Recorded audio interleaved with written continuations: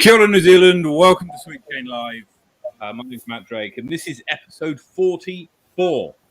We've got a fantastic show for you tonight. I'm joined, as ever, by Brady Kuech. Good evening, Brady. Howdy, Matt. How you doing?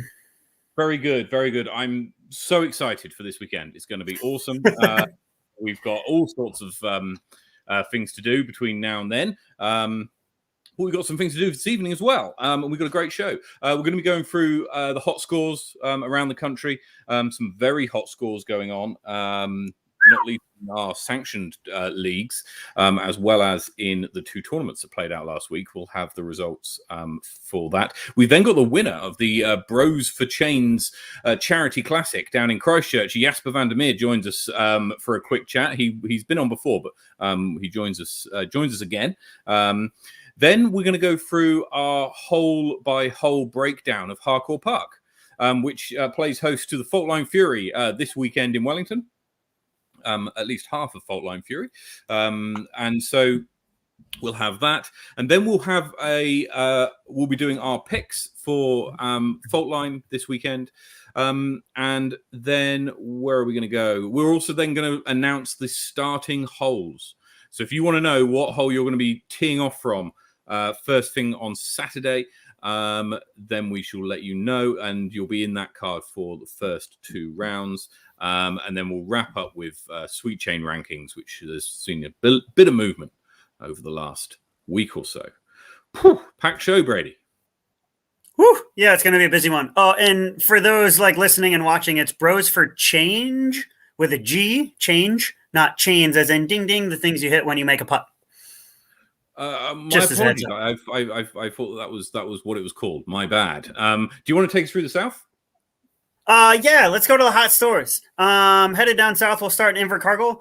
Let's go with Bray Marsden. Congratulations, Bray. I know that you're in the comments there. Bray comes in at -14 this week in Invercargill. Congratulations. A hot round moving up to Dunedin. We have Jack Matthews coming in at -5 at Chingford. Congratulations, Jack. And over at the new course, Brockville, -4, we have Aubrey Gray this week taking the hot round. Congratulations. Sliding over into the hills, into the Alps, we have Queenstown Gardens, Jack Bailey with a -16, playing pretty hot.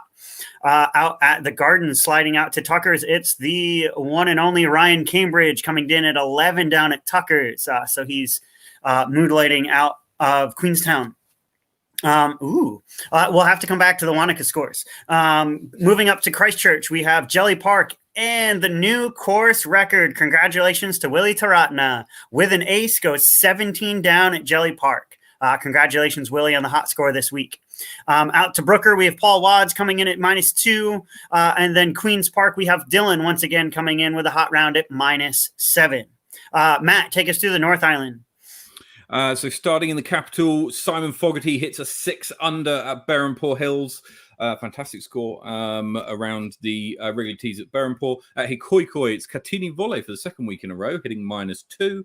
Up at Harcourt Park in Upper Hutt, Brady Kuech hits a 6 under par. Very good, Brady. Up to Linklater, and Ryan Kitto hits 4 under.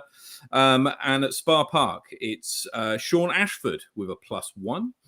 Over to Inglewood, it's Trevor Woolman hits -3 in New Plymouth, and in Flaxmere, we've got RJ Atienza, new name for hot scores, with a +1. Up at Tauranga, Brad Taylor is also reaches the hot score with a +1, and at Henderson, Richard Waterson hits a -5. -6 was enough for Josh Love Parrota to take out Rosedale this week as well. Now, there was a few sanction leagues played this week just gone. First up on Sunday, Brady took out the this week's league round at Berhampore 200 with a 957 rated 4 under par. Well done, Brady. Thank you. On Monday night, in Any Given Monday down south, Peter McKay, 14 under par, 1031 rated. Whoa. Right. 1031. probably one of the highest rated rounds played in New Zealand, I would suspect. Yeah, I was going to say, I think there are a couple like 10-20s played at Nationals between Jacko and Justin. And then we had the 10-33, 12 down at Middle Earth by Andy Davey. So yeah, like 1,000+ rated is like smoking. Yeah. That's incredible. And then on the Wellington Spring League, this Wednesday just gone, Brady Kuech hits a 988, rated 6 under par. So yeah, I mean, you're playing very well, Brady. I'm feeling good going into the weekend. That was pretty clean. It could have been maybe 8 down. I missed kind of 2 putts on for that 6 down, but again, super happy. I got an ace on it on hole 2. So, I was playing pretty quiet out the front, but then just got hot in the middle. So yeah, we'll see how it translates to the weekend. Hopefully the weather holds and is supposed to hold till maybe Sunday afternoon. It's kind of the look. So yeah, I think weather, if it gets wet, might play into how the weekend's going to unfold. Well, we'll get on to the how the weekend's structured in a little bit because we're going to be previewing Faultline. We had 2 sanctioned events going on earlier on last weekend, on the Saturday. And I'm just going to let's go to here and to here. One moment, caller. Let's go down to Queenstown first up. Well, yeah, we had the spring break, didn't we? In Queenstown. Hence why Ryan Cambridge came in. Nice shot. That's it. So tied for 4th, David Keane and Roberts Crastins. 3rd place, Mikey Yu. Ben Wheellake. I've not seen Ben for a while, but good performance there to take out 2nd, and Ryan Cambridge taking out 1st. Speaking of highly rated rounds, Ryan Cambridge is 1027 rated 2nd round. That's got to be pretty up there on one of the highest rated rounds of the year. Also, well, that's going to be as an 11 down. That was the hot round of the week because it was out at Tucker's. Yeah, that's awesome. Battling with him at Nationals over the year, it seems like he's playing just as hot as I am. In fact, he's playing 2 to 3 strokes hotter than I am. So really great play to see out of him. It means battles between him and I next year, once whether he comes up or I go down, are going to be great. It's super awesome to see him playing super hot, and he's keeping the AM status. I noticed that there was no dollar signs next to his name on the win, so he must be trying to keep that AM status like me for going overseas. Good stuff. And over finally to and hang on a minute, because I am just going to. Is it Chains? Did they? We were both right. Okay, so obviously I knew it was Bros for Change. But the name of the court tournament is Bros for Change. It's Bros for Chains, and then presented by Bros for Change. Correct. Okay, cool. Is the organization? That's what I thought. Okay, cool. So tied in 5th place, Joseph Berry and Liam Patterson. Liam Patterson plays very well in Christchurch. And then Willie Tratton and Ashton Clark, some regular names, in 3rd place. John Hughes beating out Ashton this week. And our guest shortly, Jasper Vandemir, takes out the score with a 25 under par. So very well done there. Joseph Berry with the hot round of the weekend, 10-19. Yep. Lovely. So some pretty good golf being played all over the country, and none more so than our guest tonight, Jasper Vandemir, who joins us this evening. Good evening, Jasper. Hey guys, good to see you. Good to see you guys again.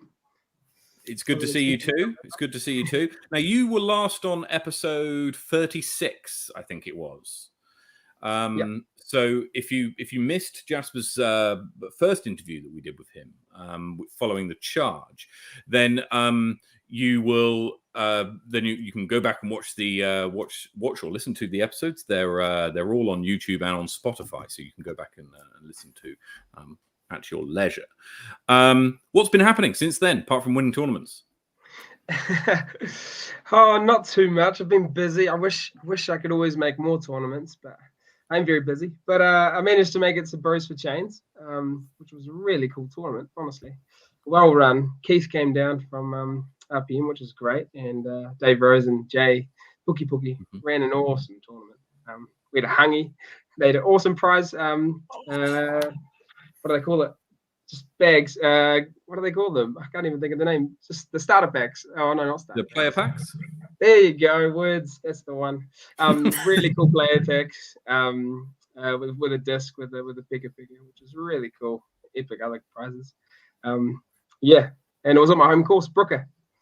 Brooker's my favorite. Absolutely. So talk us through how the course was set up then, because you got the 9 holes at, is it 9 holes at Brooker? A few of them are par 4s. I think you got 3 par 4s somewhere in there. So how did the rest of the course shape up? It was a 20 something holes, wasn't it? 21. So they got rid of hole 1, and the hole 1 kind of area was kind of where the HQ was. We started on hole 2, and then we made it to normal hole 4, and then we go across the road. And there's a couple of par 4s out there, some tricky triple Mando holes. It was all really fun holes. Some really tricky ones. I think there were 2 holes that never were birdied along the whole tournament, which was really cool. But there was heaps of things going on. There was longest drive comps where you could win money for longest drive. There were 2 holes actually where you could do longest drive. There's closest to the fin, $100 if you got the closest to the fin. I was lucky enough to. And then honestly, it's just they're all scoreable, but the holes, but some of them are just tricky. We're quite tricky weather actually. Big par 5. And then some tricky OB holes with roads. But yeah, they all tempt you for birdies, but they all eat you up as well, especially the hole 14, the graveyard. Some lost discs. There was a lot of backup actually. A lot of people waiting rounds. I think we were spotting for 4 cards. We were lead card on the last day. We're spotting for 4 cards, trying to find people's discs. Which is quite interesting. But good fun though. Now, I guess, are there any holes in the tournament that you wish would stay permanent? Honestly, I love all of them to stay permanent because they're all such fun, such tempting holes. There was one change which was great. The normal Brooker hole 9, there's two goals in the sort of fairway, and they made it that you had to go. It was 2 Mandos. You had to go right of the first goal and then left of the further goal, and then they put their basket all the way kind of down, and it made it a par 4. It was really fun, really cool, like tunnel shot. We had to make it, and so that was probably the best change. I loved on that one. I managed to birdie it most of the time. Well, and then so you're coming off, like the last episode we had you on was for winning the 1-day event out at the golf course for Charters Bay. Can you tell us a little bit about the differences between, like, what helped you win here? Because you won comfortably by 2 strokes this time compared to you went into a playoff last time. What was the difference in, like, mentality between both tournaments? Oh, shucks. It didn't feel like an easy win, if I'm honest. John Hughes is a bad man, honestly. I was lucky enough. So first round, it was pretty average weather. I had 7 holes left in the first round, and I was on +1. And I was lucky enough to just birdie those 7 last holes in the first round, which put me at -6. And that was a big difference because they put me in second place compared to being +1 going into it. And so I remained pretty consistent with my scores. Hole 2, round 2 and round 3 were the scoring holes. As you saw, Joseph got a -12, which was really good. Again, I thought there were a lot of shots out there that I could have done way better for. But in the last round, it got pretty rainy again, and I was pretty comfortable. I was pretty confident. I did well in the first round, so I thought I was going to do it right again. But it was pretty tough. It was a different kind of rain that came down. But so going into the last round, I had a 6-stroke lead, and John was a machine on the 3rd to last hole. But he eagles, and I had a chance for an eagle and I miss, and that made him 1 shot away from me. And then we go up to the 3rd to last hole. He parks this tunnel hole, which was a really good shot. And then I just parred it because I was trying to go safe. I went high as a bomb instead of trying to go straight. Anyway, we were tied going into the second last hole. So even though it says I won by 2, it was close into the end. I just wanted to make Flexline have an epic video, you know. I just tend to do that. Anyway, second to last hole, it's normal brooker, second to last brooker hole, and it's a forehand hole. And I like to give it an ace run, and I know I can park it. And I knew that I was going to get that birdie, and so then that was the mindset. I wanted to work on my mental game. That was the main thing I wanted to work on this tournament, because I actually didn't do too much disc golf leading up to this tournament. I did maybe one round the week of tournament, which worked out well this time. Chartreuse, I did a lot more training for, and so the differences are quite interesting. Again, work comes in the way, but I was lucky enough to win it. Anyway, we got to the last hole, Brooker, hole 9 Brooker, which was modified, and I put a pretty safe shot out there, ready to go down the pipeline, and then John decides to go for it and tries to, I think it was a Kahu, I can't remember, but he tries to go all the way out to the field and then go right through the Mando to try and get an eagle. But he unfortunately doesn't, and it just turns over, and it's gonna go. That disc was gonna go over the road. Like it was flying. That disc. It was a big. It was gonna go 150. It hit the top of the trees on hole 9 normal, and yeah. But he put pressure on me big time. So 1 by 2. That's because I laid up at the end. You guys will watch. You guys will watch. I laid up and I saved a stroke. You learned from your charge episode.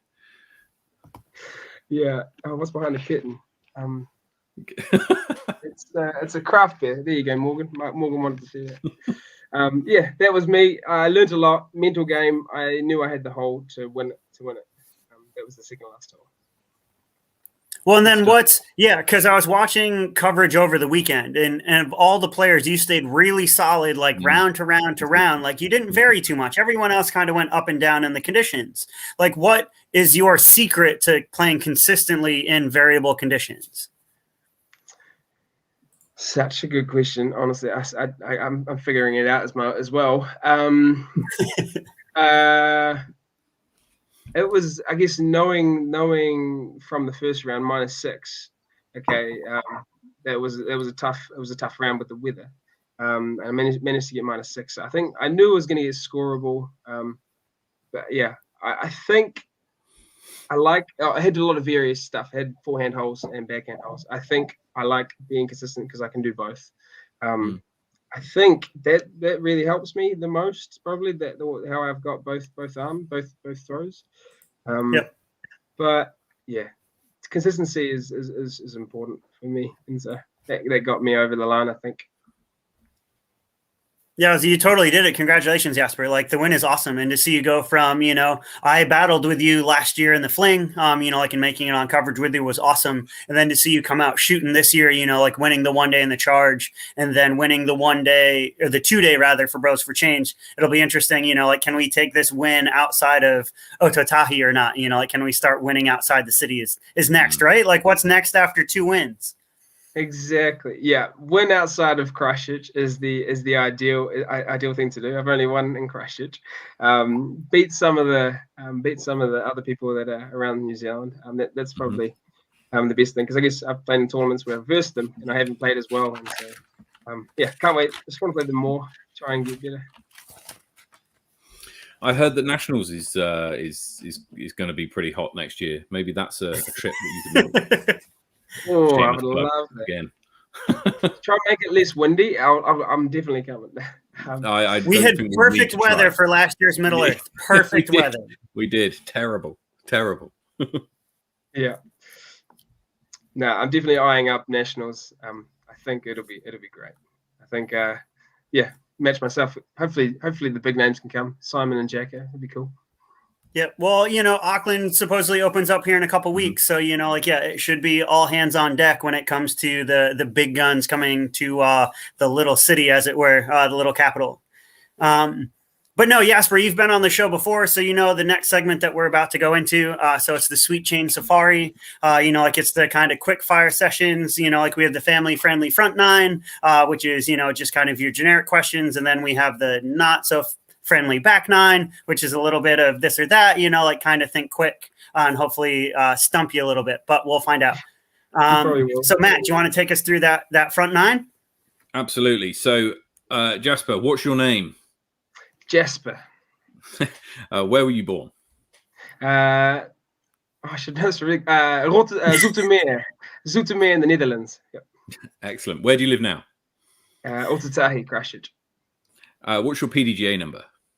159512. How many years have you been playing? 4 years. What's your favorite disc? Destroyer. Your favorite course? Brooker. Your favorite MPO player? Paul Macbeth. Favorite FPO player? Kristen Tatar. Excellent. Good to see some answers haven't changed. On to the back nine. Jasper, coffee or tea? T. Yes. Football or soccer? Football. Champions League or World Cup? World Cup. Australia or the UK? Shucks. My girlfriend's from the UK. All correct answers. Well done. All correct answers, yeah. The Charge or Bros for Chains? Oh, that's not fair. Charge, because it was an awesome course. Woo! Triple Mando or Graveyard? Graveyard. Up by 2 with 2 to go or chasing by 2 with 2 to go? Up by 2. Okay. 1,000 rated round or win the tournament? Win the tournament. And run it or lay up? Layup. Okay. Lay up for the win. That's it. Oh, That's a Sweet Chain Safari. Thank you, Jasper. No worries. Good stuff. Thanks, good guys. stuff. Again, good fun. You're very welcome. And like we said last time that I'm sure you'll be on again, and I'm sure you'll be on again. Winning another tournament. Very good performance down in Christchurch. Consistent and learning from your mistakes, laying up on the final hole as well, which is always good to see. So very, very good. Anyway, have a lovely off season. You've got a bit of an off season now. You mentioned that Heisland is your next one, so that's not until end of January. You've got some time now to rest up and I don't know, do other things, whatever they might be. And we shall see you at Heislander at the end of January. Awesome. Thanks, lads. Thanks heaps. Catch you guys later. Cheers guys. See you. See ya. Bye-bye. Excellent. Good to see Brady. And I'm really looking forward to the coverage, actually, of the Bros for Chains Charity Classic as well. Make sure you get onto the Flexline YouTube channel, subscribe if you haven't, and hit the bell to make sure you get the notification as well. Ding, ding. So that will be coming out shortly. Right, let's move on to our next segment. Time for course review. This is the first time we've done one of these, so yeah, we'll see. Now, the way this is going to work, we'll just go through a few things about the tournament this weekend. This is Faultline Fury. It's being held at a combination of Harcourt Park and California Park, both in Upper Hutt, about a 5-minute walk tops between the two courses. You won't need to drive. Harcourt Park, many people know, but many people may not. And California Park is a pop-up course with lots of short holes with some mandos and some islands. And yeah, it's not going to be as simple as the distances might let on. But as we were discussing the other day, actually at League, the PGA rating system doesn't care how many mandos or islands there are. So that could make it a little bit more interesting. It does care how long it is. What's going to happen is if you are playing in the MPO division, the FPO division, or the Masters division, then you will be all mixed up for the first 2 rounds. And you'll be playing at Harcourt Park first up Saturday morning. And then you'll be playing California Park Saturday afternoon. And then you'll be playing California Park Sunday morning and Harcourt Park on Sunday evening. So it's Harcourt, Cali, Harcourt. If you are playing in FA1 or MA1 or MJ18, then you will be in. You'll be doing the opposite. You'll be again all mixed up for the first 2 rounds, and you'll be playing Cali, Harcourt, Cali. And it's all mixed up, but you stay within the same card so whoever you're playing with on the first round, you'll be playing with on the second round, and then on Sunday it's all seeded, so you get put into your divisions, and then you play along with people in your division who scored similarly. Now we're going to preview Harcourt Park. Now we're going to go through each hole. Brady, what are you looking to do? I'm looking to birdie every hole. Okay, so when we go through this, you're going to be giving us the how do you birdie this hole. And I'm going to be giving you the how do you get a par on every hole. As we've seen, if you shoot, well, for example, you shot, I think even par at Harcourt Park is about 920 rated. So if you're like me and you're looking to put in as many 900 plus rated rounds as you can, to try and tick you over that milestone, then actually getting a par or nearabouts is perfectly okay. So if you're looking to birdie every hole to win the tournament, you want to be listening to Brady's lines. If you're looking to get a par or to put in a solid performance, then you want to be listening to me. Yes, listening in inverted commas. Solid performance or listening, either way. I don't know. Anyway, let's get on with it. So we're going to go and find out. We've got pictures and everything. And I do want to also shout out to, just in case he is listening, Mark Dakiv, the Canadian who originally set up Harcourt Park, is one of the original basketed courses in the country. Most people, when they come to the course, can't even fathom what he was able to do. It maximizes the absolute corners of this park and uses disc golf everywhere. So big shout out to him, and thank you for putting this park in. We celebrate it's 20 years this year since Harcourt Park got installed in 2001. Wow. Yeah. So, and it's a favorite park of a lot of people. A lot of people who don't live in Wellington say it's their favorite park, and quite rightly so. I feel very, very lucky to live 20 minutes down the road from. On our whole previews, I've put in a tier. Now, this tier is me. It's my tier. Brady's going to take us through his tiers and his look at this. He's got a slightly different setup to me, but you'll get the idea as we go along. So here we go. Hole one. Now, hole one, you're starting up on the road. There's a spray painted tee pad line, and you can see the red arrow is where the basket is. It's 100 meters away.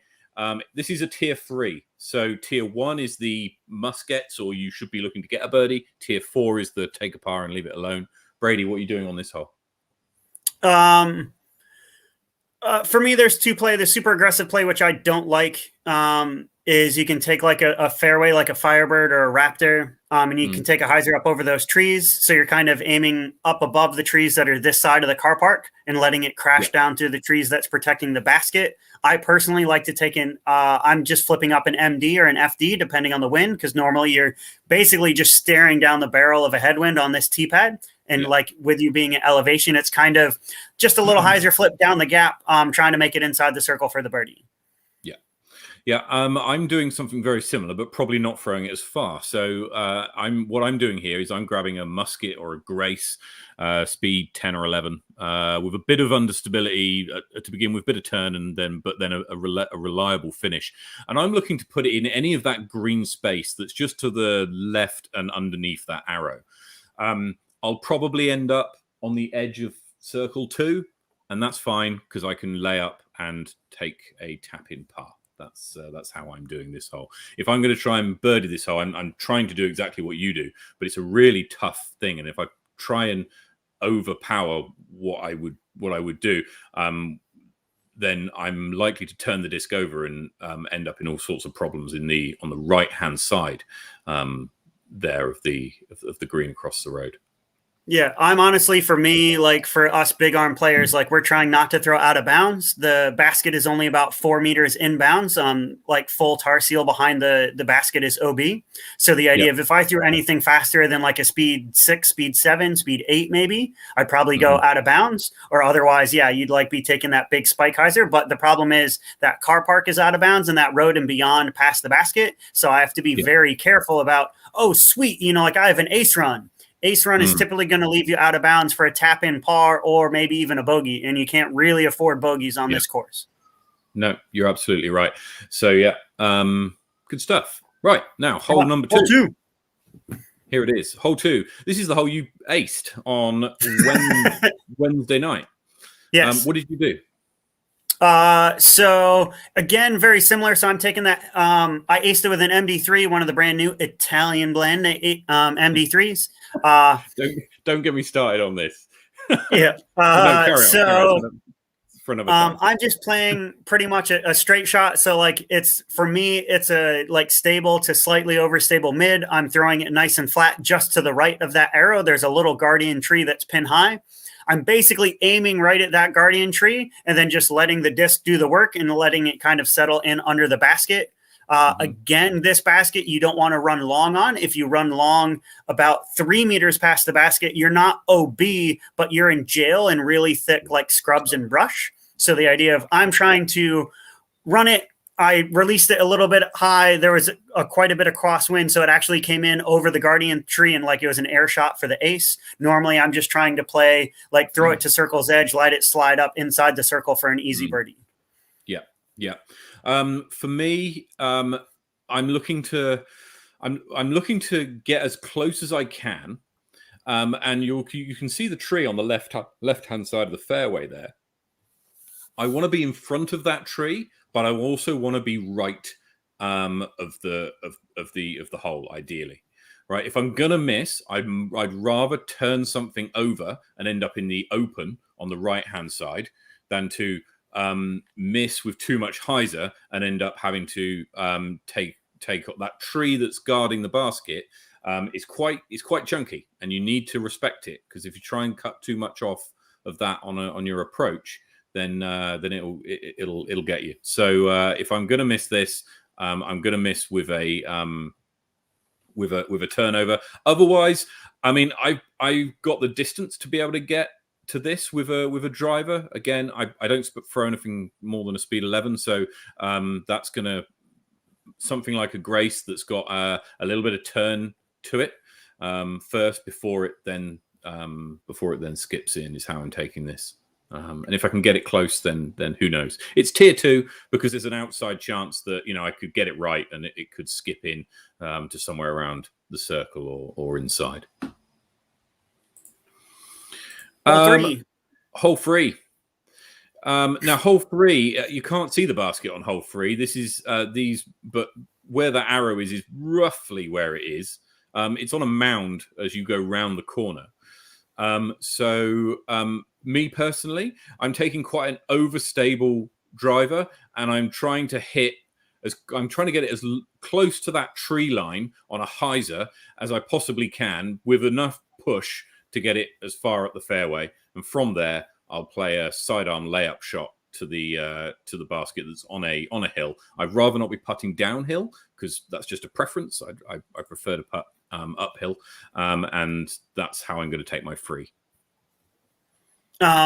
Compared to me for the pro line on this, as much as Matt says it's kind of near that arrow, it's not. It's about 30 meters to the left of that arrow.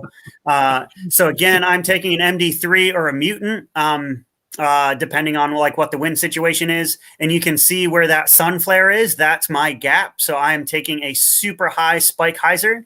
I need it to be that high because right above that arrow behind the trees that you can see in the picture, there's a super grabby tree that if you get it wrong and you hang it out too wide, what you're going to do is stall and sit in the top of that tree. Yeah. So I'm just playing a big spike hyzer with a mid, typically I like to play the MD3 or like a buzz. So like something that'll glide out, that'll get me to the bottom of the hill, which is the edge of circle 1.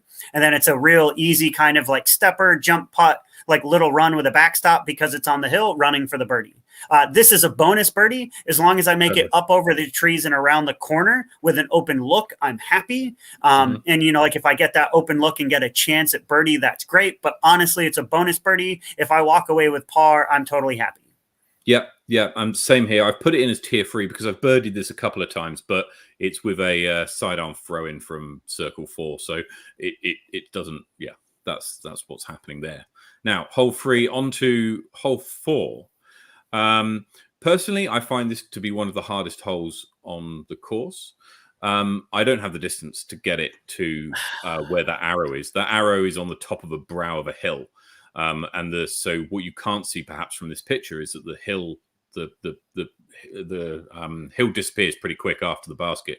There's also a tree just to the left. Again, it's not the shrub that's underneath the arrow. That's just in the way. If I'm missing, if I want to miss here, I want to miss right. The tree on the left-hand side, the big tree on the left-hand side there, if you're in front of that tree, then you're okay. If you're behind that tree, you're in all sorts of problems. So I want to make sure that I'm going down the middle / slightly to the right. And then what do you throw on this, Matt? Sorry? What do you throw on this? I'll probably throw a Saint because I know that it's not going to hyzer on me too much, and it's not going to disappear behind that big tree on the left, which is where I just don't want to be. I don't really care where I am because I prefer to make a layup shot from 50, 60 meters anywhere on that right-hand side than be behind that tree. So I'm going to throw a Saint here, and it will probably land. It slopes away to the right-hand side about halfway through this hole, and I probably end up down there. But again, from there, it's an easy layup from the edge of circle 2, circle 3. Yep, as compared to if you're taking the pro line. So I've had a birdie look the last 3 rounds I've been out there on this hole. I've converted 2 of the 3. The idea of I'm taking an FD, so I'm a hyzer flip player. So I'm taking basically a hyzer flip straight down the pipe right at that arrow, letting it slide a little bit to the right and then fade back at the basket. So it lands on that flat because like Matt said, there's a hill where the basket is. So it's a bit of a death putt if you land on the left-hand side. You could take a flex play if you wanted to as well. So if you wanted to take, like a Saint or probably a Saint Pro. So throw something on a little bit of an ante, let it walk a little bit right, and then come back at the basket. Like Matt said, the miss you want is arguably to the right. It's a lot easier to approach up the hill from under the trees on the right as compared to there's a lot of like kind of traffic on the left. There's kind of a low willow that you can't see in the middle. And so, typically you're just trying to take something straight down the pipe. I've seen people birdie it throwing mids before. Typically it's a fairway that's stable, maybe slightly overstable, thrown on a flex. But straight down the middle, get yourself inside circle 1, make the putt, walk on to 5. Walking on to 5, it's a par 3. It's 127 meters. It's tier 4. It's pretty tough. This one's kind of the. So you've got the sound stage there in the right-hand picture. You can see the sound stage just to the underneath that tree. That's where everybody will be meeting and the players meeting is. So there'll be lots of bit of a gallery for this one. But as you take the tee shot, it's a big anhyzer or a sidearm, and then your basket is in with a few guardian trees, and to get it up in the kitchen, as I would say, I'm going to be, first of all, taking maybe a musket, maybe a Saint, and just chucking it around the corner, trying to get it on the flat. I'd rather be on the flat, and then an approach shot from 40, 50 to get me under the basket for a tap-in par. Yeah, pro lines on that first photo on the left there, we're pretty much taking a backhand with a driver. So a lot of the times I'm throwing my Enigmas. I used to be throwing a Nuke. So you want something that's pretty stable because you're going to be throwing it like on a backhand and hyzer because basically you need a full flex out of this if you're going to reach the pin. A lot of the time I've actually been disking down a little bit. So I've been throwing a Stalker or an FD. I'm looking forward to trying out an Essence I just got in the mail. Shout out Disc Shop. Thank you. So the idea of, you're throwing something a turnover. You want to make sure the miss is right. Typically, like with my Enigmas, I'm throwing full flex. So I'm matching the angle of that arrow with a backhand, letting it walk to the right. Because in that second photo, you can see just to the left of the arrow, there's that guardian tree in the middle. So the idea of you can't see that off the tee. So you need it to walk right far enough, but then have enough stability to come back at the basket. As much as it says it's 127, I have thrown a Nuke 15 meters long onto the road. I mean, if you get it right, the gaps are big enough, but you really have to commit to the shot. A lot of the times I see many pros just get it wrong, not give it enough angle or not commit to the shot, and they'll just throw it straight into the trees out the front rather than turning it over and getting it into the fairway on the right. Yeah, I mean, you definitely, you'd rather be down at the base of the sound stage or in the trees just beyond it in the right-hand photo than in the trees on the left, almost certainly. Yep, definitely bonus birdie. Jackson and I were getting it when we've battled in competitions in the past, but I would argue it's probably only going to be birdied 3 or 4 times, maybe on the weekend. Yeah, I'd agree with that. Especially over just 2 rounds. Hole 6. Hole 6 for me, pro line. So you have 2. This hole is opened up a little bit. So you have there's a slight hyzer play. You could play with a mid and let it slide under the trees following where the arrow is. Mm-hmm. Or you notice there's a gap just to the left of that arrow. A lot of the times you'll see either a flex forehand is a popular play, or I take the hyzer flip backhand hyzer to flat and just let it slide up into the circle for a birdie. Kind of a bonus birdie for me. So this is going to kind of be that tier 2. I know that I can reach it, but it's just, can I keep it under the ceiling and can I get the distance right? Because sometimes you might just burn it into the ground because you threw it too low, or sometimes you can challenge it and throw it 20 long just because you got the gap right and hit the shot. Yeah.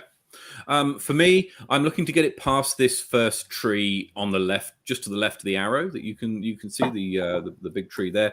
What you can't see from this picture very well is that is a second tree of a similar kind of girth just to the left of it that's kind of hidden by the bush.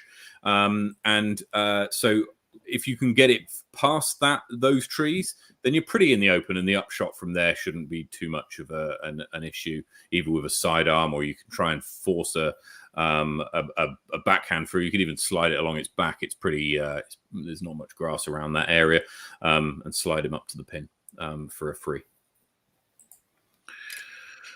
Hole 7. So the hole 7, the photo on the left is the view from the tee pad of the white bollard kind of signpost things. It's a little kiddies racetrack, and the rightmost post is the white post that you see in the right hand photo, so you can try and orientate yourself. I'm taking I'm still in 2 minds here, actually, which is probably a dangerous thing. I'm either putting a sidearm out and trying to get it somewhere on the path where that chap is stood on the in the right hand photo, maybe slightly back of that, but on the path, or I'm throwing a fuse on an anhyzer and hoping that it sticks, which it probably will, and landing in roughly the same spot. And from there, it's an upshot of 30 meters for a tap in par. The ground around that tee is pretty. It's not very slidey. It gets pretty wet and damp, so the soil around it's pretty absorbent to discs and stuff. So you can afford to perhaps stick it into the ground on your upshot a little bit more than you might otherwise. Brady, how are you doing this? So basically, if you look at this photo and you look at that photo on the left and you see where the arrow is, there's a gap. It's probably about 2 meters by 2 meters. It's called the pro line. The only person who takes it is me. As far as I know, I'm one of the few people, if not the only person, to birdie it in the new location. So the idea of it is about 40 meters back from where it used to be.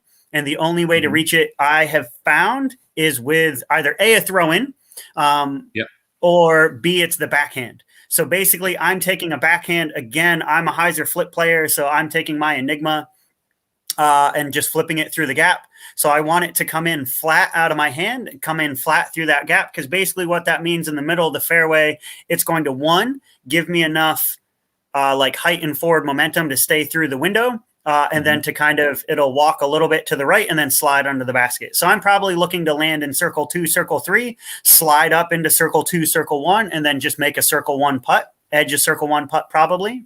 I got one right the other day, slid up just inside circle 2, made the 8-meter putt, and it was fine.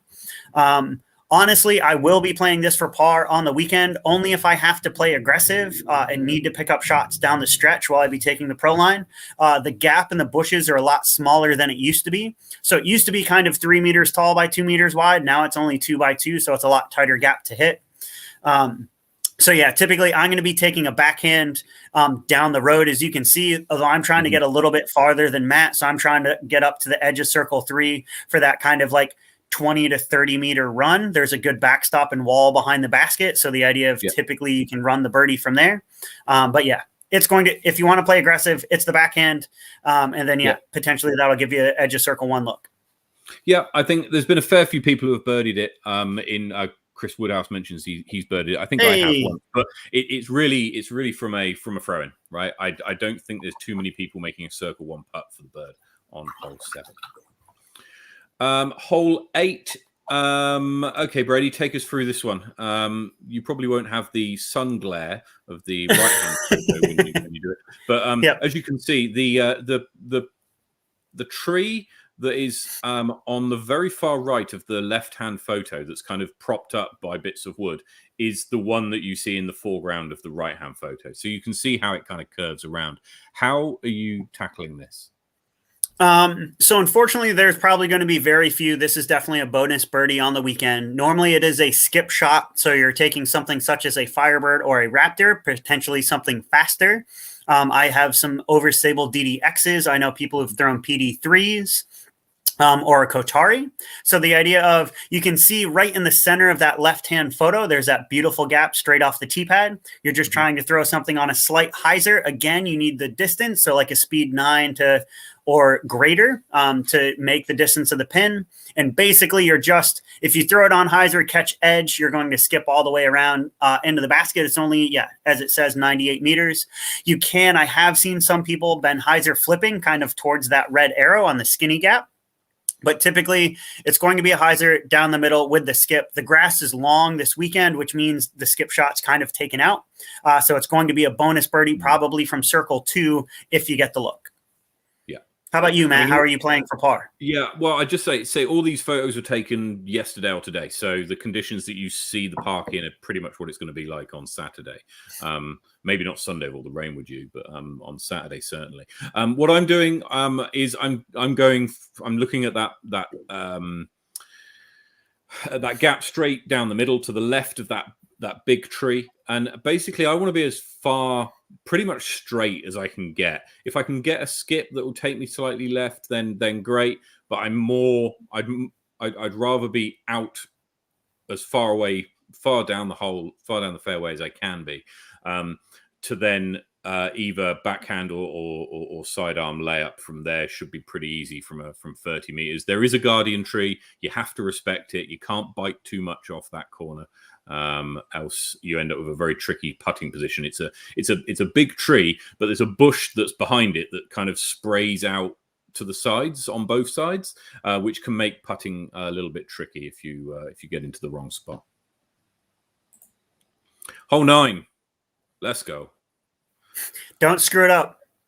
Run the ace, chain out, tap in for birdie. Yes, don't roll down the hill. What I did last year, and so don't do that. No, you can do that. Actually, it's perfectly legitimate, and you'll be quite happy with the result. It's an ace run. I expect this hole will get aced over the weekend. It's 56 meters, plays a little bit longer, but not materially. 2 plays here. One is the hyzer shot. Stick it out over the open and then just let it come in. The only real danger with that one is you've got a big stump of a tree that's slightly in front of the basket. If you hit that stump, you're rolling down the hill and then you're taking the par probably. The alternative is to throw it into the ground on the left-hand side of the basket and then skip up to it, which I suspect is probably what you're going to do, Brady. Well, actually, I was experimenting throughout this week of I might throw a tilt and just take all the skip and everything out of it and just try to dunk it, take the ace and walk away. Oh, wow. Very good. I look forward to seeing that over the weekend. That's going to be incredible. But yes, it's a must get. It plays as the easiest hole on the course, I think. And it's a must get for certainly the MPO field and certainly many other people as well. Yep. Take us through hole 10, Matt. Hole 10 is a tunnel shot. We're now onto the same baskets as we used in the front 9, but from different tee locations. So this is the basket of hole 1 and also hole 10. You've got a tunnel shot. What I'm going to be doing here is I'm going to be throwing a mid-range or maybe a river, something of that kind of speed, and I just want to get it out in the open. There's a lot of trees that you can play pinball here with, but I just want to get to the mouth of the fairway. And if I can get there, then my upshot's easy. And the only real danger there is the OB road, which is about, as you say, 4 meters behind the basket. Yeah, it's the same for me. So I'm throwing my origin. It's a flippy mid-range. I'm kind of aiming at that tree just to the left of the arrow. Again, I probably want it. Low ceilings is a common theme here at Harcourt Park, if you haven't noticed. So yeah, for those of you who are listening, like it's pretty much, this tight corridor between trees. I'm throwing a flippy mid, something a little bit of hyzer. I want it to finish to the right. So basically, if it throws perfectly dead straight, I'm inside the circle, make the putt. If I turn it over a little bit too much, which is my miss, theoretically, as long as I miss all the trees, I should once again be edge of circle and be able to make the putt, even though it's a little scary because you do have OB behind. But theoretically, flippy mid, straight down the tunnel, make your putt from inside the circle. Yeah. I think I remember Willie Taratino acing this in the lead up to Faultline last year. So yeah, it's definitely gettable.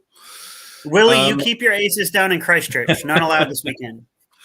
Hole 11. Take us through it.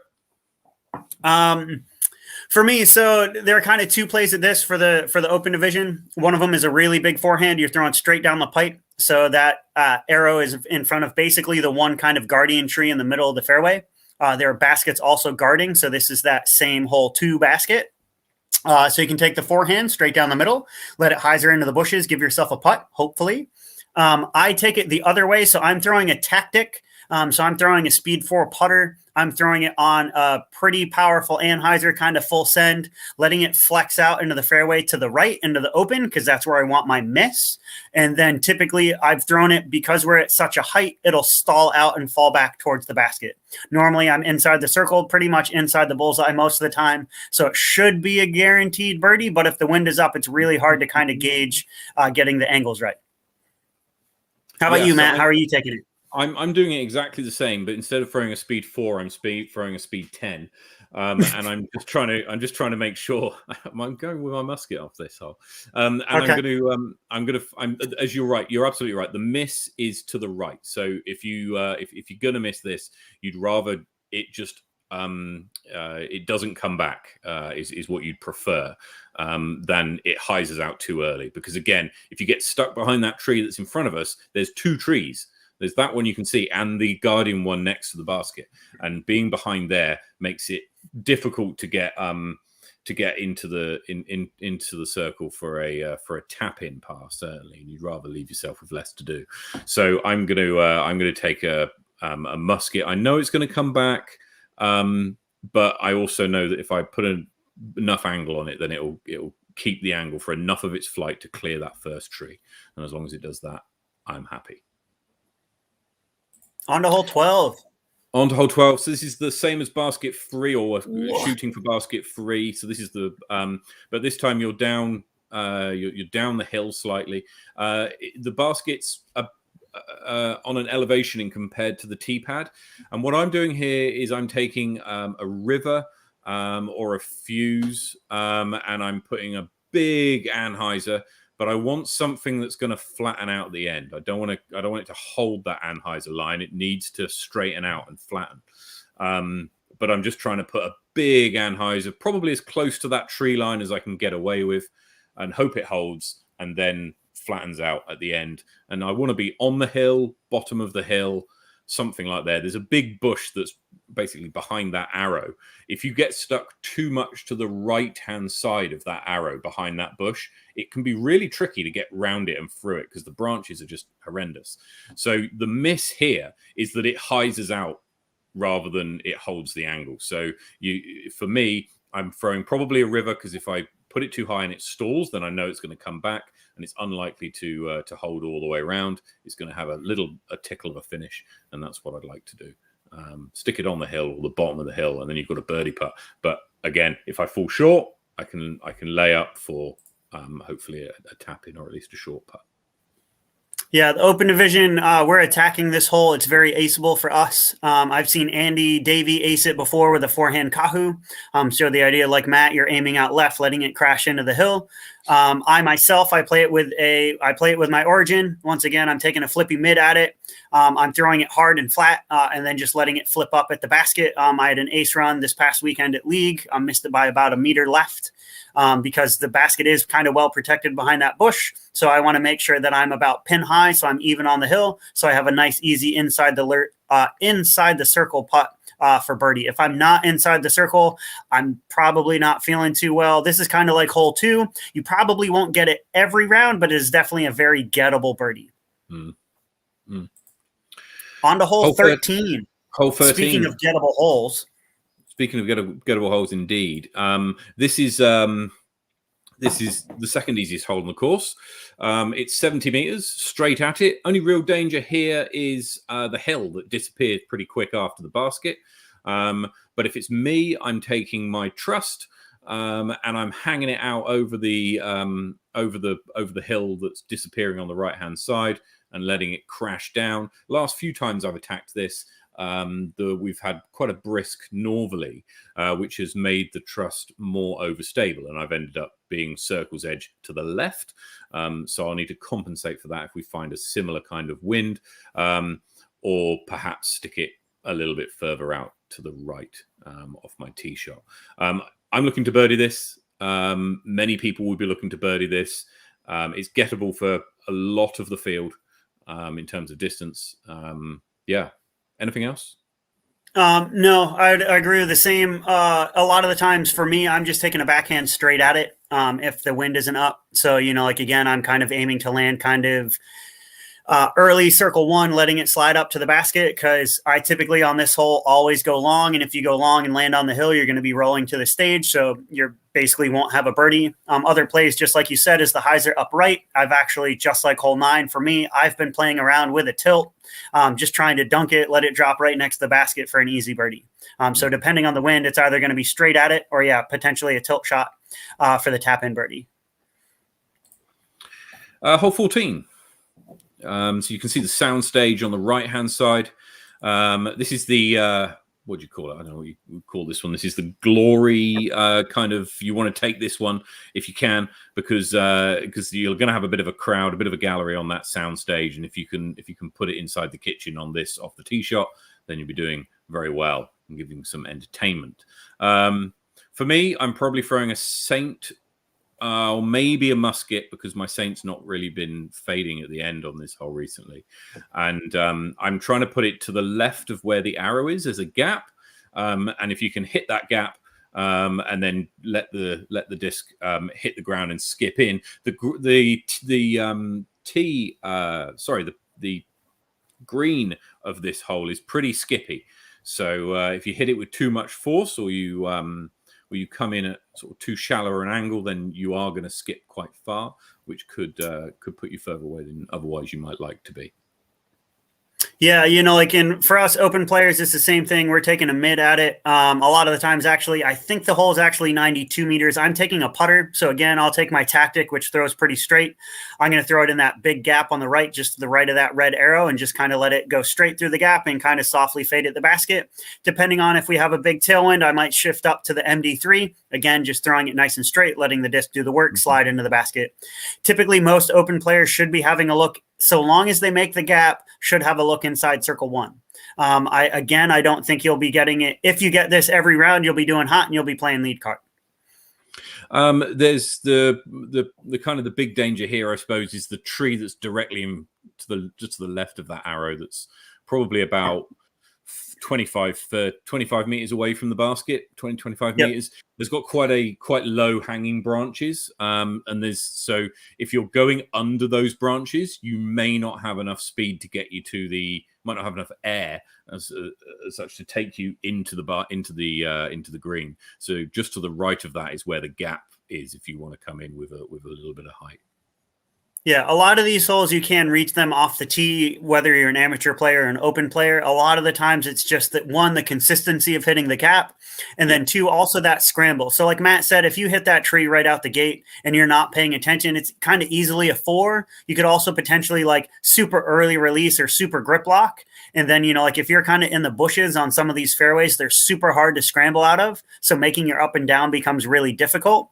So a lot of the times too, that's why I personally tend to play aggressive on this course, because if I miss, typically I'm going to be missing inside circle 1, inside circle 2, and then I'm just kind of like chipping out of the bushes to take a 3, or, like, oh, hey, look, I happen to get it right. And now I have a look from inside circle 1, circle 2. Yeah. Hole 15. Yeah, so this is probably the second hole that I'm going to be playing for par. You can get the birdie. I have birdied it in the past. So the birdie is a forehand. It's as much as the arrow is over there on the side of the pool, like up over that fence is OB. Those trees on the other side of that fence is jail. You absolutely do not want to be in there. Do not be there. Typically, I'm taking a backhand either with a putter or again a mid. So I'm just throwing it straight down the pipe. My miss is long. The idea that even though it plays 72 meters around that corner, I honestly want to be 100 meters straight down towards this sound stage because that's where we're playing back at, so that I have an easy chip up the hill. If I'm feeling it and if I have to play aggressive and push, I will take the forehand because the forehand will give me that skip around the corner at the basket. But typically I'm just playing a straight putter shot to the corner, straight putter shot under the basket, and then tap in for par.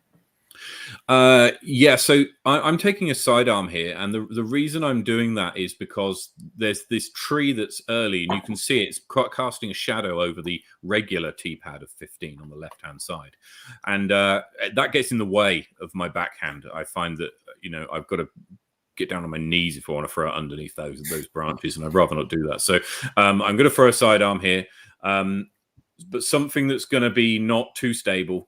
Something like probably a musket, maybe a grace. I'll probably throw those all weekend, and that's all I'll throw for distance drivers.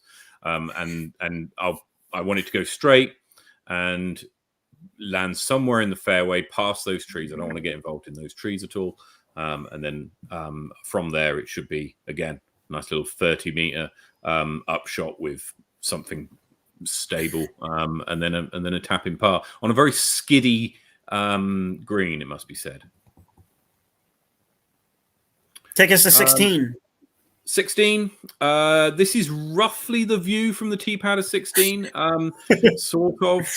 I screwed this photo up, so apologies. But this one is basically a straight tunnel shot. I can reach this with a putter on a little hyzer flip, but for me, a hyzer flip tends to go too high. So I try and just push a mid-range straight at it. A fuse or a trust is what I'm going to put on this. Probably a trust, because if I'm going to miss, I'd rather miss to the left. I don't want to be up on there's a stone wall to the right. I'd rather not be on the wall with a tricky lie or on top of the wall, because then there's some branches and trees which get in the way. Note there's quite a large puddle in the middle of this fairway.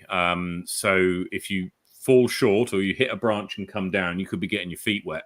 And there's a few rocks and stones on that fairway as well. So it prevents the kind of skiddy, slidey shot up to the basket. But nevertheless, it's one that a lot of people will get over the weekend, and one that's, in terms of distance, gettable for a lot of people. You've got to control the height.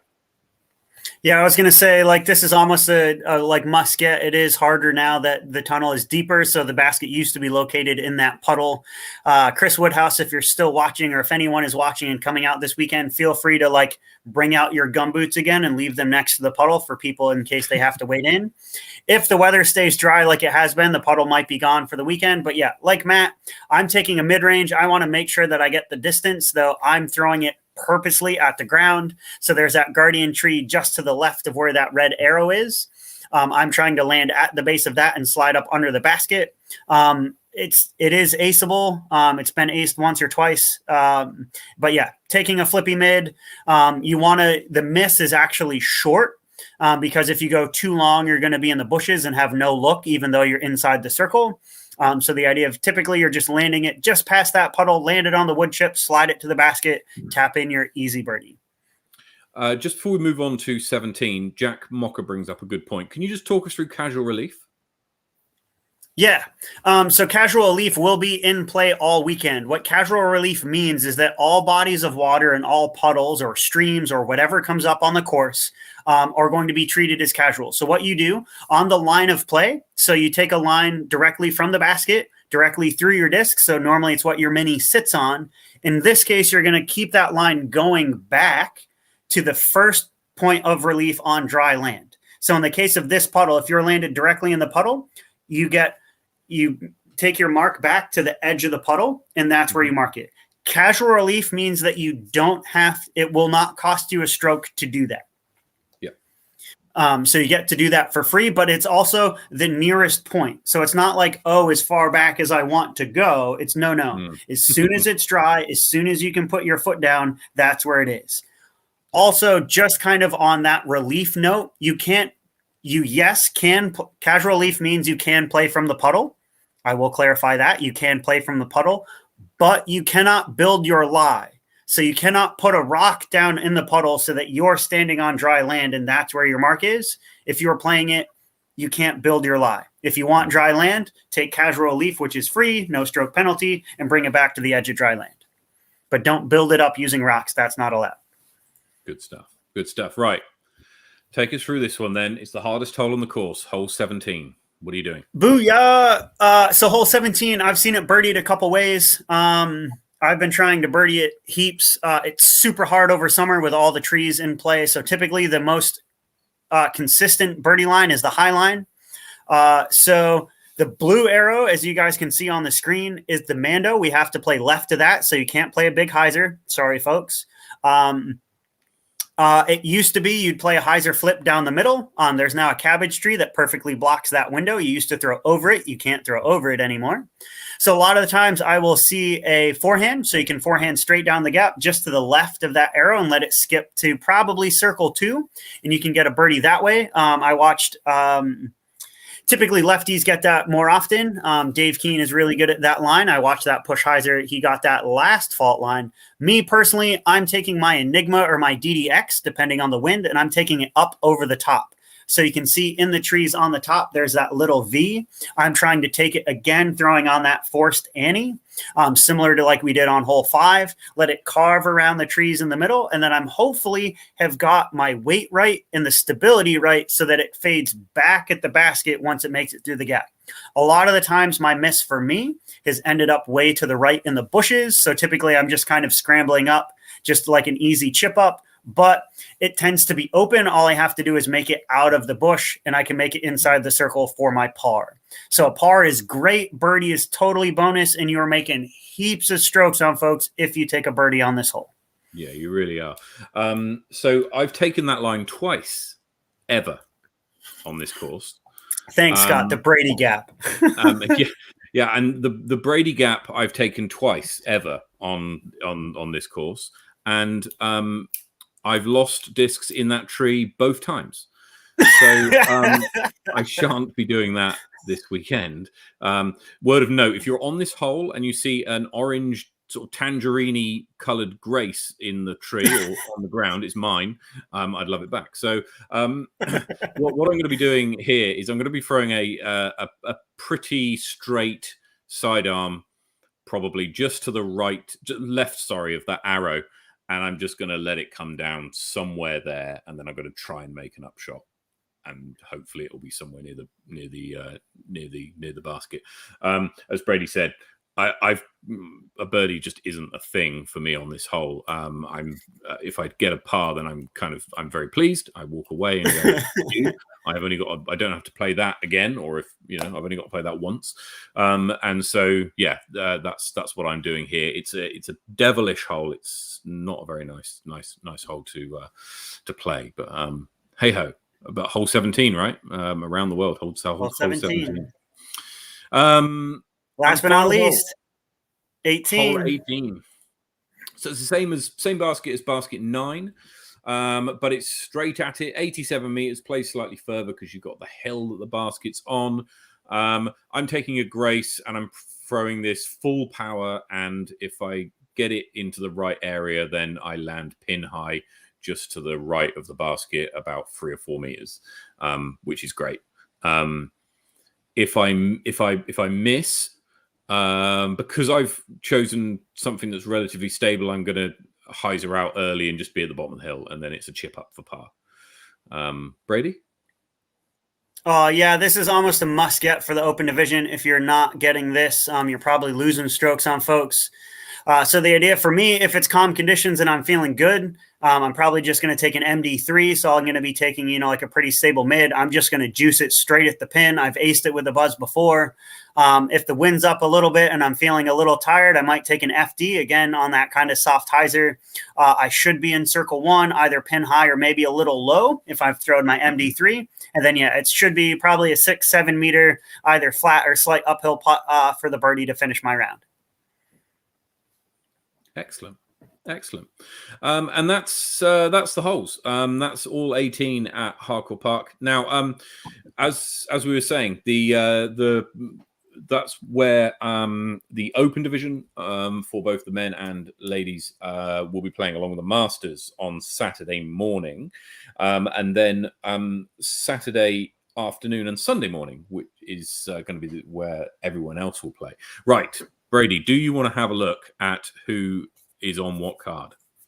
Yeah, I want to know who I'm playing with on Saturday. That's probably why everybody's still tuned in. So yeah, right. It's like, who am I playing with?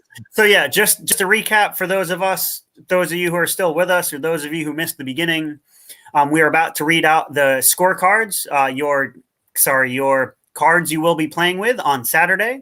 You will be playing with this card for the whole day on Saturday. So like Matt said, the divisions before, if you start at Faultline, you'll be playing Faultline in the morning and then California in the afternoon after lunch.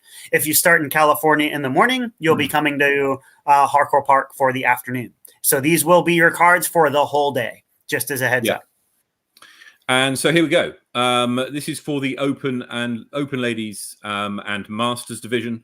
So off hole 1, myself, Adam Rawson, local Upper Hutt chap, Arthur Horn from Palmy, Conor McKinstry. I shall look forward to see him doing his thing on Saturday. That's going to be good. And Ryan Kitto. I shall enjoy the battle with Ryan. We had that in the last round of Middle Earth Open. That's going to be good fun.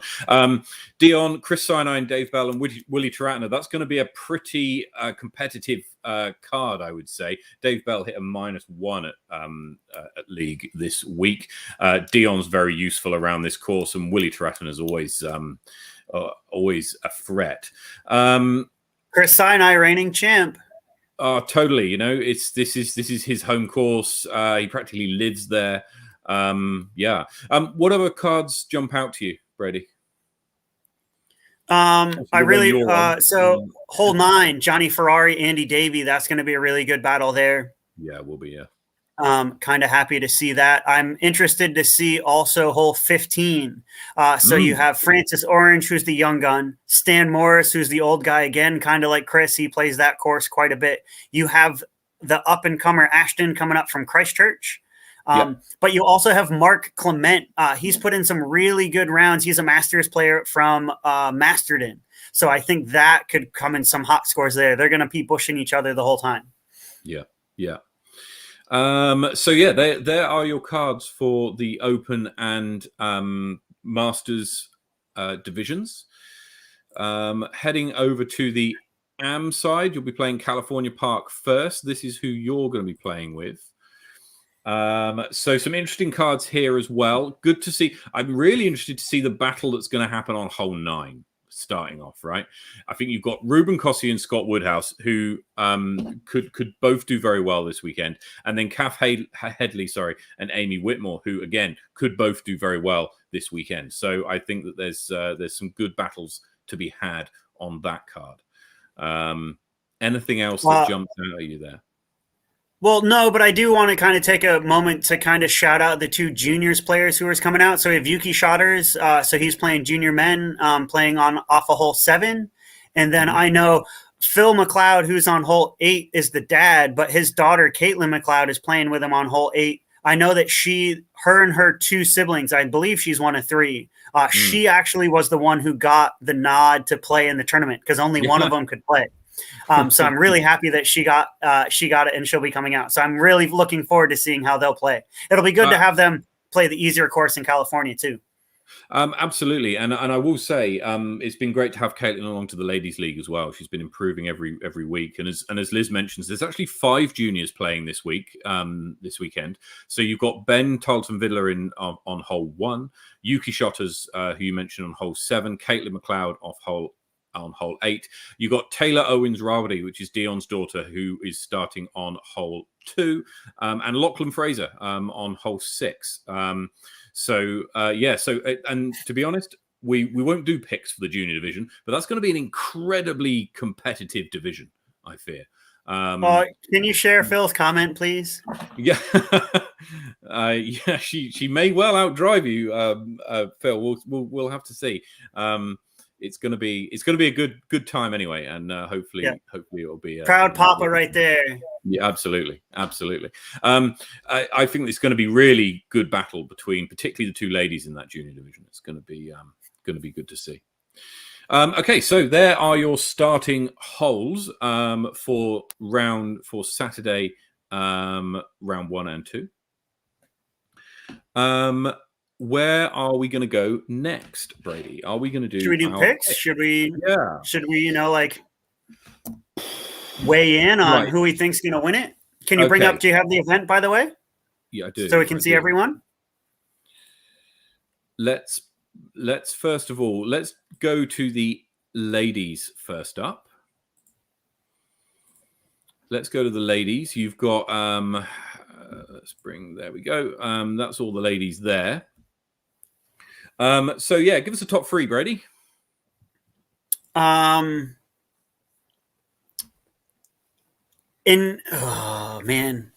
Okay, in third place, I got to go with Minky. Minky's taking third.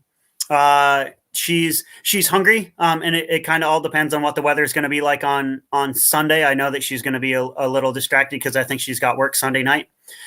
Liz, she's coming in second. It's really her division to lose. She's been playing super hot. She's feeling really comfortable. She'll be distracted, which means hopefully she'll be more relaxed on the tournament this weekend. So it means hopefully her play will be good. But honestly, Amy, number 1, she's been playing super hot. I got to meet her and see her a little bit more up in Tauranga. I really think she's going to be playing well. She's probably going to be playing hot out at California. And as long as she can hold at Harcourt Park, she should come out ahead by a couple strokes on the open division. Okay. Interesting. So I've got slightly different picks. I'm going to back in third place. I'm going for Linga Fiula in the advanced division. And someone doesn't want to sleep on the couch tonight. In second place, overall, I'm going to take Amy Whitmore. Her results, I haven't seen her play, but the results have been doing very well. And I'm going to take Liz Mocha to take out the. Ooh, Mama Mocha. She's been shooting really well, and so I think she can carry that into the weekend. She's got enough experience to be able to carry form from league into the tournament. So, if her putter stays hot, man, seeing her at league, she was dropping everything inside the circle. So yeah, if her putter stays hot, there's no way that they'll catch her. Yeah. Right, up to the open division. Let's do a sort by. There we go. Who are you going with? Oh, geez, man. This is super hard to pick. Kana's been playing super hot, though I also noticed that he hasn't been playing this week in Inglewood at all.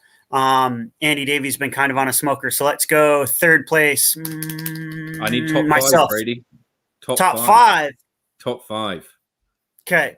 Fifth place, Mitch Hudson. Okay. He's been playing pretty well. Hopefully he'll be relaxed because he's been focused on work too much. So he'll be able to chill out while he's playing. Fourth spot, Johnny Ferrari. He's going to be coming up. I'm super happy to see him in the capital. He's been playing good golf. Just isn't going to be super familiar with the course. In third spot, we're going to go with, Willie T. Willie T's been playing super hot. It's kind of technically his home course. He's technically an Upper Hutt boy, I believe. So he'll be coming in third. In second place, Connor McKinstry. He showed when he went down to Tucker's that he played pretty well.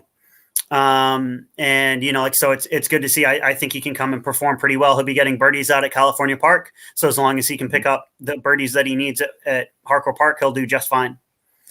And I'm going to call it here. I'm going to pick myself for the number 1 spot. I'm playing hot as I need to. Yeah, I'll call it. I have a really good mindset. I've been playing the best, cleanest golf.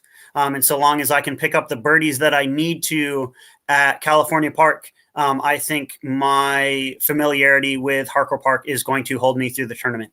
And so it's if I can keep it up with the players out at California, there's no reason why I can't win it. So I'm picking myself for number one. Yep. Look, I think it's really tough to look past you as for the win. I think familiarity with the course will be really useful. So I think it's advantage to a lot of Wellington players, perhaps more so than other courses. I would say I might be naive in saying that, but I think that Harcourt Park does benefit from familiarity. I'm going to say that. Yeah, I mean it's the same names. I'm gonna chuck Chris Sinai's name in there. I think if he can turn it on at the right time. He plays the course every day. He knows every line. If the weather kicks up or the wind kicks up, advantage Chris Sinai. In my view, I think that he knows the course better than anyone else. And that could really play well for him. And also shout out to Andy Davey, again, who has been playing not his best, but this is tournament day, right? So it can change. And I think he'll be there or thereabouts at the weekend. And I would argue that, and I'll be interested to see how this plays out. We should talk about it next week. For the Wellington players, it's how well we play at California Park. Totally. For the out-of-towners, it's how well they play at Harcourt Park. So those are going to be the difference. Yeah, I think so. So California Park, if you could summarize it and compare it to a South Island course, how would you compare it? Goodness, do I? Queen's Park, Christchurch. Okay, all right. Like it's short, it's open. You could definitely hit all of it, but you could also kind of like clip tree and miss birdies if you're not focused because it's kind of like short and easy. So yeah, like everything is super birdieable. You hopefully are coming in at double digits in California. Like as compared to if you're pushing, like if you're 5, 6, 7 down at Harcourt Park, you're playing hot.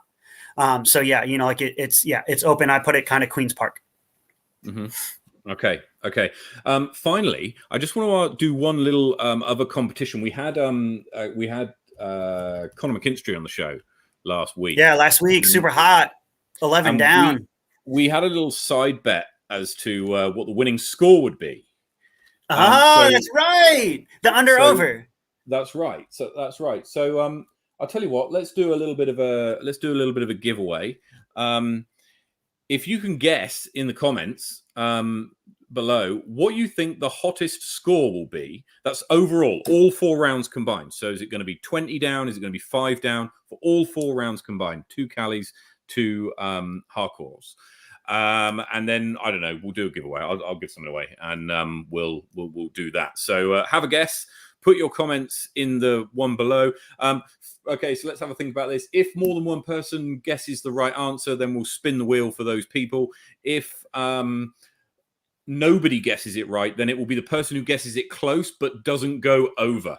Right? So you've got to get it closest to it, but not more than. And when I say more than, I mean if you guess minus 25 and the hot score is minus 24, you're out of it. Okay, so you've got to get as close to it, but not over. So have a guess in the comments below. They're already starting to come in. People going in this kind of 25, 22 range already. 28. Liz Mocker's very, very what would I say? Confident of our own tournament that we're going to see. We're going to see that. Those hot scores. 28 down will be amazing. Jack brought up a good point. Can you share his comment, please, about I parking certainly tomorrow? can. So for anybody coming into Wellington tomorrow and heading up to Harcourt Park, please park at the Harcourt Park side for tomorrow's practice round and walk across to Cali as the Kindy will still be open. We don't want to get in the way of those kids. And so if you're unfamiliar with how that layout is, there's a turning just before Harcourt Park. You take that turning to the left, you go all the way down. You should see football fields on your left-hand side. You should see the basket of hole 5 on your right-hand side. Park anywhere down there on the left-hand side by the football pitches, or there's a little parking just round the corner behind the stage. And then there's a footbridge that goes over the river from the bottom of that road. And then Cali Park is just, you turn right after the footbridge, then left, you keep going forwards, and then you're there. It's and you're by the basket of hole 9 and the tee of hole 1. It's a really close park. It's about a 5-minute walk. So yeah. And we'll see you there. So few admin things for tomorrow. Casual doubles starts at 2:00 tomorrow. So if you're around at California Park, that's where Casual Doubles is being held. Head over to California Park. Jack, if you're in the comments, where should people meet? Is it down by the Kindy, by the basket of hole 2 that people should meet, or up by the tee of hole 1? If you could let us know, we'll put it up on screen. And it's Casual Doubles, so just turn up and see what you can do. If you don't have a partner, that's fine. There'll be hundreds of people who don't. And finally, if your flight arrives tomorrow morning at about 7:30, 7:45, then drop me a message. I've got a space spare, maybe 2 in the car. So I'll bring you back to Harcourt Park. So Brady might also have space as well, heading towards Upper Hut immediately afterwards as well.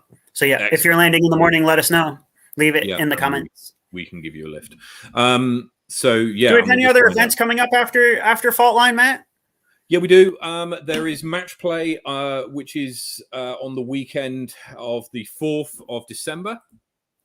And we also have Wahitapu, obviously, next weekend, the weekend after, which is 26th and 28th. So including the warm-up on the Friday. That's going to be a shore event. And I think I saw Morgan mention earlier on that there is a space left. There is space left at Wahitapu. If you're interested, please reach out to Morgan. Yep, Casual Doubles, 2 p.m. Meet at hole 1 at California Park. So just over the bridge entering the park. That's where we'll be meeting for Cali. Also, rumor has it, I don't know if people have been paying attention or not, but there's rumblings of a South Island skins match. I don't know if there's any. Yeah, I've heard about this. So any validity to this, but I would love to hear more about it if it's going on. It might interest a few of us North Islanders to come down for the weekend. Yeah, because the payout is pretty good. $100 a hole? $100 a hole, right? So what I think the idea is that you go to Jelly Park, you shoot the best round that you possibly can, and you can get as many rounds in at Jelly Park as you like until 2:00. Between like 8 a.m. and 2 p.m. So something I mean, it's not 2 or 3 round chance.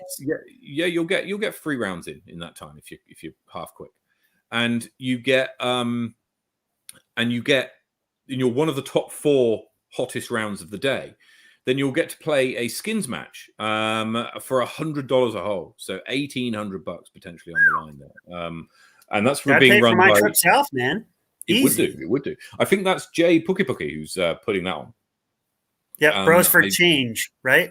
It's a Bros for Change event, correct? And so yeah, look out for that. There's a Facebook event for it. We'll be talking to. I'd love to get Jay on the show actually and have a chat. Yeah, maybe we should get him on next week. I'll see what I can do. And Jay, if you're listening, we want you on the show. Finally, before we go, there's one last thing. Power rankings, Sweet Chain rankings. How's your data analyst team doing? Sweet Chain rankings. They're doing very well, actually. Any changes? There has been some changes from the weekend. So there's the upcoming events for you. I need to add in some more, but there's been some changes. So on the ladies' side, Zara McLeod moves up 1. Stephanie Stryden comes down 1. That doesn't look like the right arrows, but I'll fix those. And that's due to the 2 tournaments that turned out last weekend.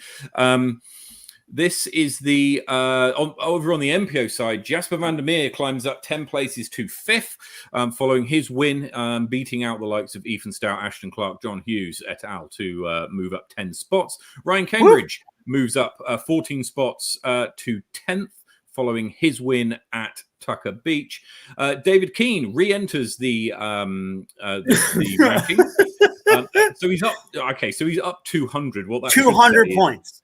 He's up 200 places. So what that should say is that he's re-entered the because he's played enough events in the last period of time to be counted as statistically valid. His in terms of his dominance index. Has your team put in the like Blues Busters from Tauranga? Like, where's Jimmy for his win? Yes.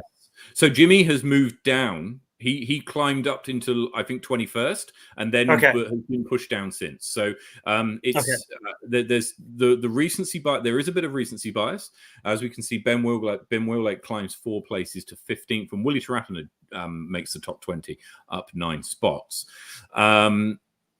And so top 10: Ryan Cambridge, John Hughes, Andy Davey, Ethan Stout, Ashton Clark, Jasper Vandemir, and the top 4 remains unchanged: Simon Feasy, Levi Stout, Jackson Sullivan, and Justin Workman are your top players in the country at this moment. We're going to have we'll update the rankings for next week. A lot of the players who are playing. So we've got two of the top 10.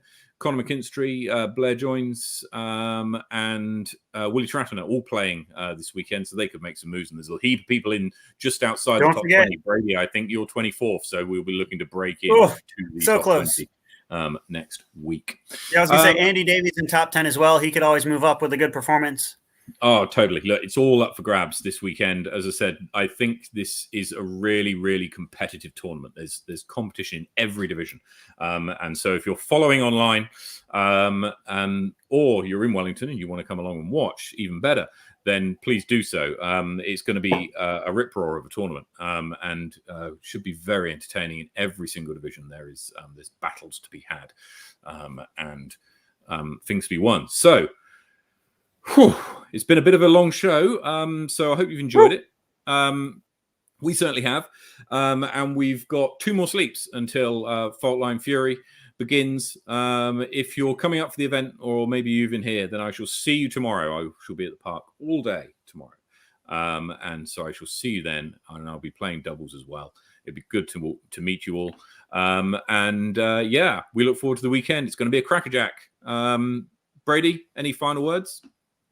Don't be strangers. So if you guys have been listening and you're finally coming into Wellington for the first time and you haven't met Matt or I, don't be a stranger. Say hello. Yeah. We'd love to meet y'all. Love to meet our listeners and that kind of stuff. Like catch us, say hi, have a round. It'll be a good time. Hope to see you all this weekend. Good stuff. And remember, keep commenting in the comments below. This will end. I suppose when should we put an end on it? I'll tell you what. Nah. Let's do. You have until 2 p.m. tomorrow to leave a comment. At 2 p.m. tomorrow, at the start of doubles, that's it. No more comments. That's to win the under-over giveaway. Yeah, we don't know what the giveaway is yet, but looks like someone might win it. But remember, you can't guess too good. You have to guess too bad, if that makes sense. If no one guesses it on the nose, we shall see. Anyway, have a lovely week. Play some disc golf, get some birdies. See you next week. Peace. Cheers.